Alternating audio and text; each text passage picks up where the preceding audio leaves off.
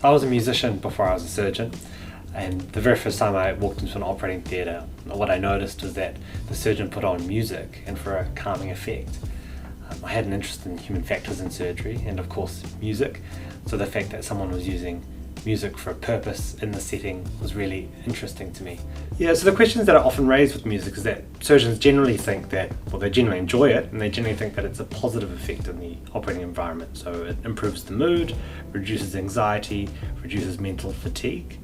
But there are some people who really don't like music. It's quite a controversial topic, and there are some who feel that it can impair communication and increase distractibility. So we found, by and large, there's little evidence in this area, particularly with the effect of music on surgeons' stress. We felt that most people do enjoy music and do think it's a positive influence, though some people really don't. We found that it's a bit too difficult and probably not feasible to get a result looking at an interventional study in the clinical environment, and we found that out from our pilot field study. And this year what we've found is we've been able to create stressful situations for surgeons, and at the moment we're in the analysis phase, but the preliminary results suggested that music doesn't impair or improve that stress response, but we're doing the final analysis.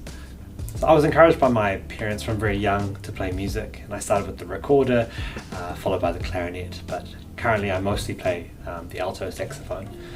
I finished 5 years of medical school, and I really wanted to do something different, and I went to study jazz at the New Zealand School of Music in Wellington, Victoria University, and I also studied South Indian classical Carnatic music, and that really gave me a large amount of exposure to music and musicality, which I really took with me when I went back to complete medical school.